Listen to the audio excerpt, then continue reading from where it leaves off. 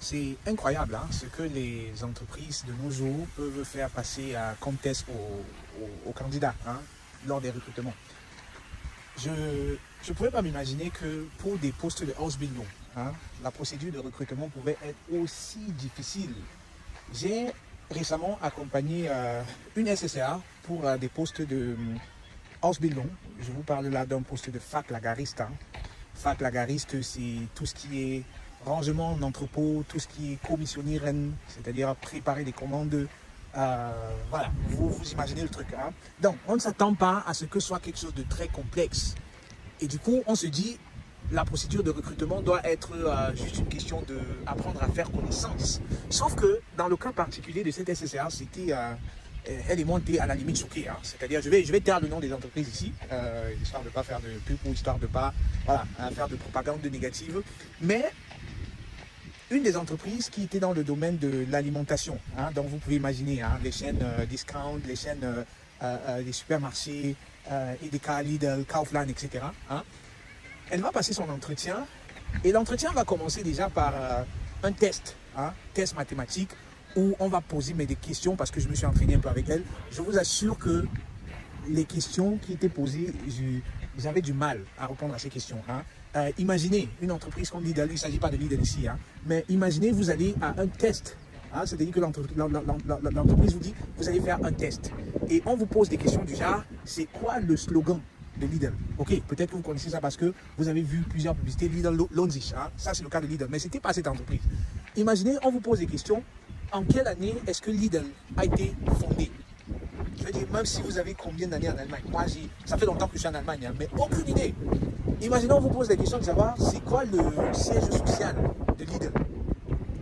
Où est-ce que je vais savoir ça? J'ai aucune idée. J'en ai rien à foutre de d'où Lidl a été fondé. Hein. Imaginez, on vous pose des questions. Pas seulement des questions voilà, concernant l'entreprise, mais aussi des questions psychologiques, des questions mathématiques, des questions aussi politiques. Hein, où je me suis dit, est-ce que c'est nécessaire? On va vous poser 100 questions. Dans son cas, il était question de 100 questions et il fallait avoir, je pense, la moyenne de 70, hein, 65 ou 70 pour passer à l'interview. Vous vous rendez compte? Vous vous rendez compte? Impressionnant, hein? C'est-à-dire que même des rôles de CEO, je ne sais pas si c'est comme ça que ça se passe. Hein? J'étais stupéfait, j'étais tout simplement bouche bée, je ne savais pas quoi dire. Hein? Où je me suis dit, écoute, tu vas mettre ça sur le compte de l'expérience, tu vas mettre ça sur le compte de l'apprentissage. Elle n'a pas réussi le test, heureusement.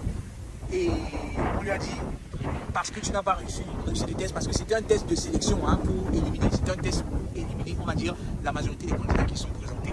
Et elle a fait ce test pas seulement dans cette entreprise-là, mais dans une autre entreprise de logistique. Quand je dis logistique ici, vous savez, hein, c'est des DHL, c'est des Hermès, c'est des... Voilà, vous connaissez tout cela. Hein. Donc, elle a passé également des tests dans une autre entreprise de logistique et je me suis rendu compte que, en fait, les rôles de Ausbildung, c'est plus ou moins devenu le standard hein, de faire des tests de la sorte. Et là aussi, elle a raté le test parce que, non, je vous assure, rien à voir avec elle, c'est juste que c'est des tests qui sont... mais hyper compliqué, surtout qu'on ne sait pas à quoi s'attendre. Si vous allez en ligne, il n'y a pas forcément des sites sur lesquels vous pouvez vous préparer, il n'y a pas forcément des plateformes où vous allez savoir quel genre de questions on pourrait vous poser. Donc c'est arrivé sur place, c'est vrai que ça relève un peu de la culture générale, mais moi je dis, écoutez, c'est quand même, on ne peut pas s'attendre à ça. Je veux dire, c'est pas un truc pour lequel vous allez vous préparer. Hein. Donc je fais la vidéo juste pour interpeller les uns et les autres, surtout ceux qui font des Ausbildung. Ne soyez pas surpris, surtout qu'on ne lui avait pas dit, hein, on n'avait pas préparé, on ne lui avait pas dit, écoute, en venant tu vas faire des tests, c'est parce que je me suis un peu renseigné, je me suis rendu compte que cette entreprise avait peut-être l'habitude de faire ce genre de choses. Et pour tous les autres postes auxquels elle avait postulé, on prenait désormais la peine de demander à quoi est-ce qu'on va s'attendre à l'interview. Parce qu'elle a passé d'autres entretiens. Hein. Là, c'était dans une entreprise de construction. Hein. Tout ce qui est matériaux de construction, etc. Là, on parle des Hornbach, des Hagebaumarkt, on parle de Obi, etc. Bref, vous voyez un peu le truc. Hein. Je vais taire le nom ici. Mais on a demandé en amont. À quoi est-ce qu'on devrait s'attendre? Est-ce qu'il y aurait des tests? Est-ce que c'est... Et là, ils ont dit non, c'est juste du Kennenlernen. Et bizarrement, arrivé dans cette entreprise où c'était que du Kennenlernen, l'entreprise était tellement engagée à la recruter on lui a posé 2-3 questions. Voilà, c'est quoi ses motivations, pourquoi il veut faire house building, etc. Et puis c'était tout. Hein.